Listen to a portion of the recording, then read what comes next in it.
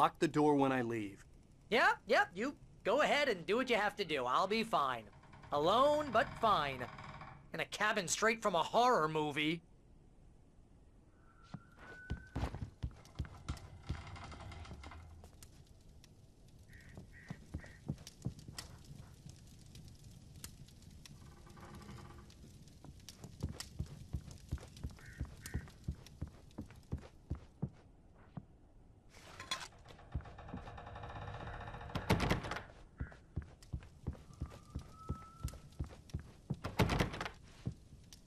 Real funny, Al. Real funny. Ha ha! Thank you. I'll just sit here in the dark till you come back. Or until I get eaten by a grue.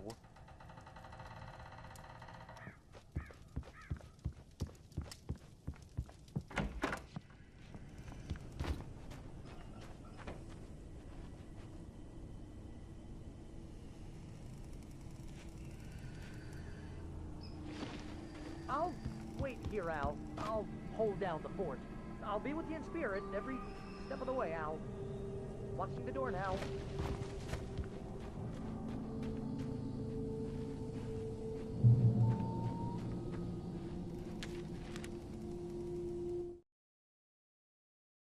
Barry had never gotten along with Alice, but he knew Alan loved her with an almost frightening intensity. And now something had happened to Alice. And here was Al armed with a gun and saying things people got put in padded cells for. It was as if his friend had experienced a massive psychotic episode and was now totally disconnected from reality. It scared the shit out of Barry.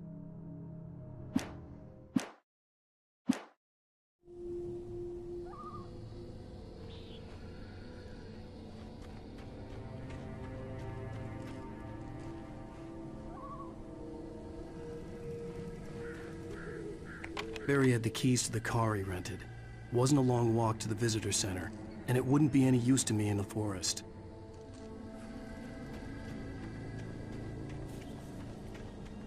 I knew I should have gone to the cops.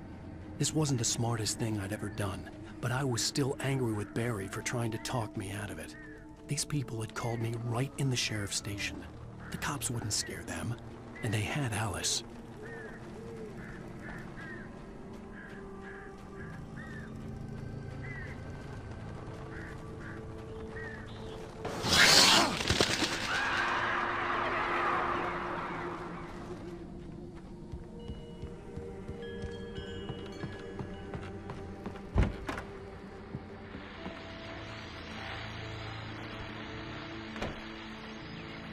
Welcome back to the show, folks. As promised, our very own Dr. Nelson has just parked his rear end in the studio. Doc, what's your Deerfest plan like? My plan? You make it sound a lot more organized than I ever seem to manage.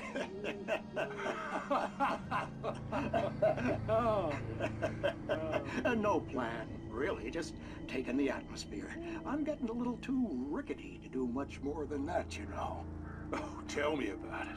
No sack race for us older gentlemen, huh? Yes, exactly, Pat. But I'm going to check out the parade, of course. And I'll be one of the pie contest judges, too.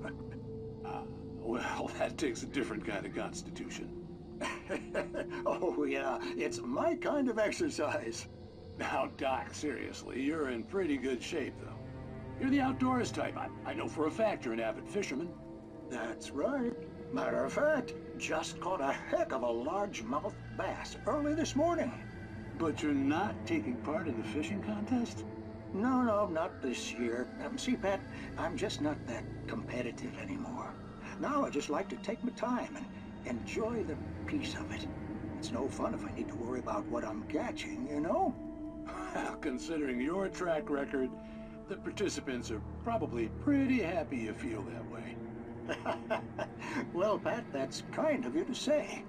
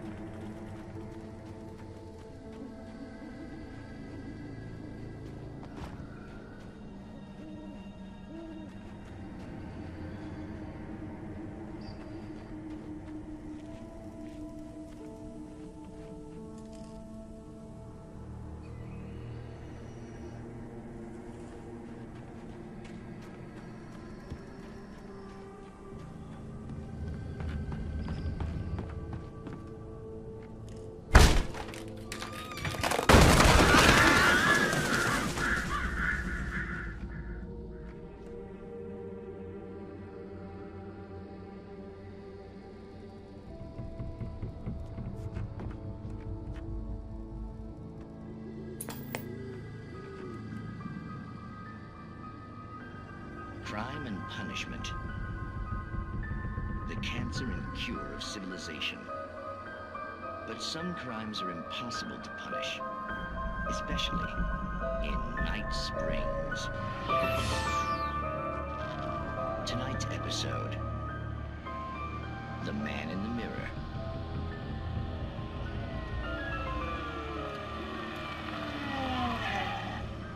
He's inside, Agent. He's a weird one. So, you're confessing to killing that guy, huh? Why? Had it coming? Yeah, but why would you do that? I mean, you're a nice guy. Normal. Took a kid to a soccer game. So how come at the game, you pick a guy and, quoting from the arresting officer's report here, assault the victim's head area repeatedly with the weapon of choice being a pair of bare fists? Wow, that sentence really flows, huh? Maybe you're not the literary type. Okay, so you mess him up. But why? Who was that guy? We couldn't ID him. Why would a guy like you do him like that? I didn't like his face? Well, you must have hated it, because you really went to town there. I mean, there's no way to tell what he looked like. No ID on him either. That must be difficult. But then we ran the fingerprints. Got a match. Your prints. Identical. Huh, how about that? Your son said you were wearing a white shirt when you took him to the game. The white shirt is on the dead guy. It's plenty red now. You won't get away with this. Do you really think that's in any way relevant to me? I had plenty of time to talk to my boy before the cops arrived, you know? He won't stop screaming, am I right? You think he's ever gonna be okay? I left my mark. Believe me. You bastard. What? You gonna shoot me? What's the point? I'm going to prison. You got me. I don't understand any of this. And you never will. Don't worry. Maybe you'll see me again, Agent. Maybe in the mirror.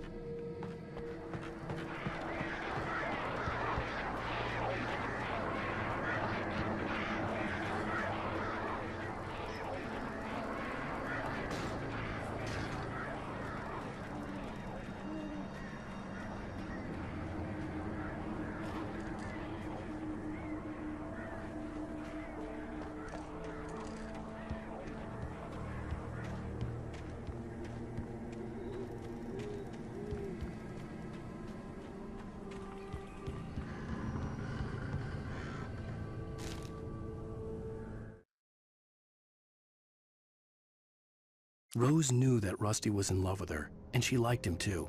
She liked him a lot. He taught her to dance, and life had certainly taught her the value of a man who was gentle. He treated her well, made her smile, made her feel good. But Rusty wasn't the prince of her dreams, and that tended to underline the unbearable truth. She was no closer to that Hollywood magic than he was.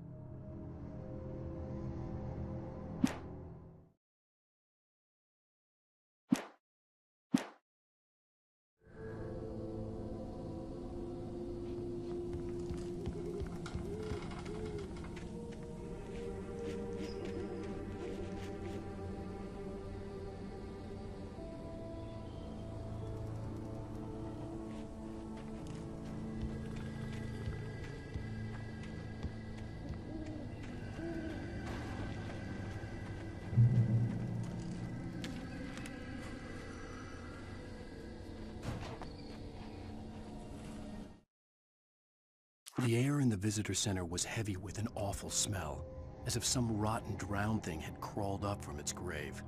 Rusty kept coughing blood. My eyes were drawn to the twisted shape of his broken leg. The attack had been vicious. Max whined in his cage. Rusty's eyes were wild with fear and terror. He gasped. "Mr. Wake, it happened just the way it was on that page."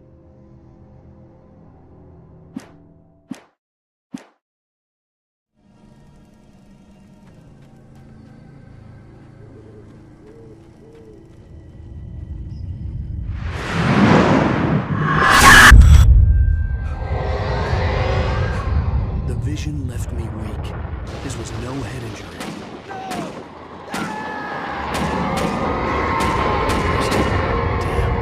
Rusty, hang on! I'm coming!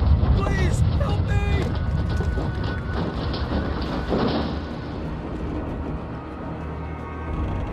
Anybody? Help me! Help me! Can you hear me? Anyone! Please, help! Help me! Hello? Back here! I'm back here! Hey, please help! Mr. Wake? Oh, hell. It happened just the way it was on that page. I found came true. It knew. So dark. It'll come back for me. You must... The lights. In the office. I have the key. Okay, Rusty. Hang on. I'll be right back. Whatever did this couldn't be far. Rusty had found a page from the manuscript. It would help me understand what had happened. Shh. Good boy.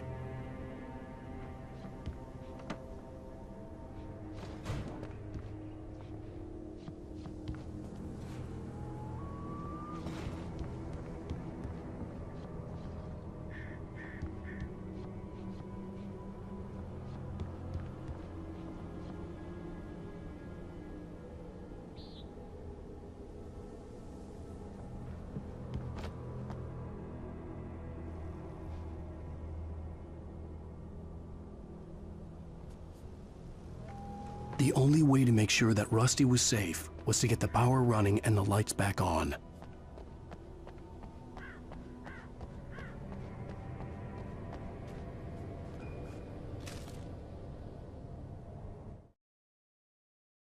The visitor center was sturdy, but the impact turned the front of the building into splinters.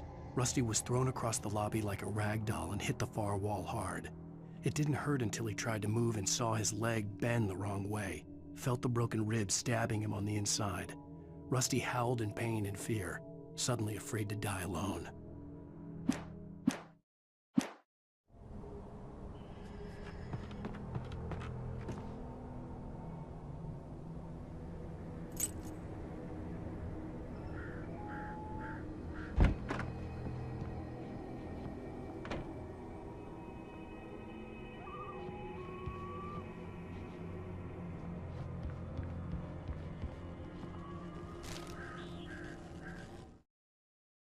At the last instant, I changed direction and threw myself down.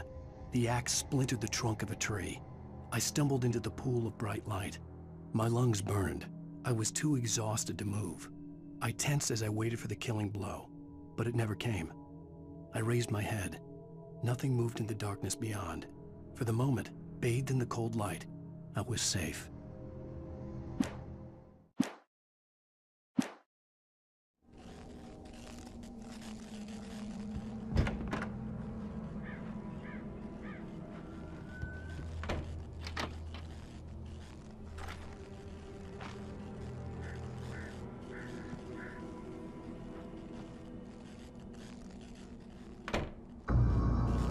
I was too late.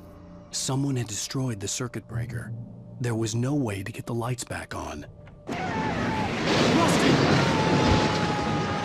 Rusty!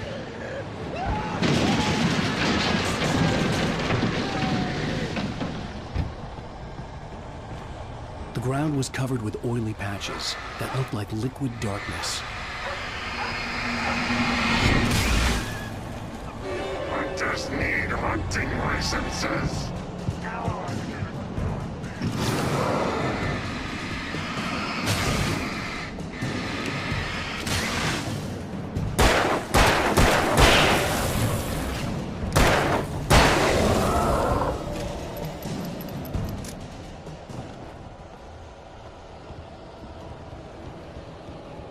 Something had torn a mammoth-sized hole in the wall. Please don't feed the animals. Obey! The Park Ranger's instructions. At all times. Fishing! Rusty, no! The purchase of park Fishing. license never. Go closer than 100 yards. Two bears and wolves never approached any other. Closer than 25 yards. pets must be leashed. Never leave your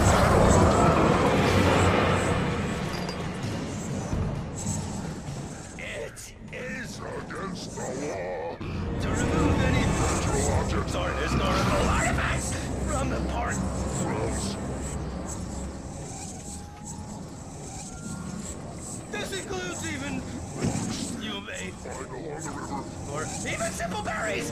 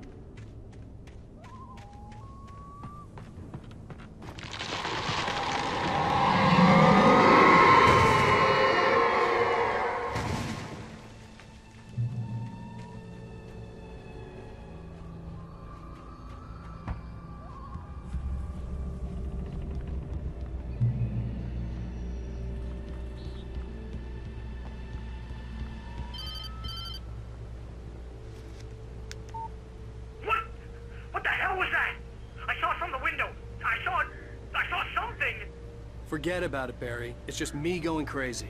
Oh, jeez. Oh, jeez. You're not crazy. I wish you were crazy, but you're not crazy. Ow, be careful. Stay in the cabin. Don't open the door for anyone. I mean it.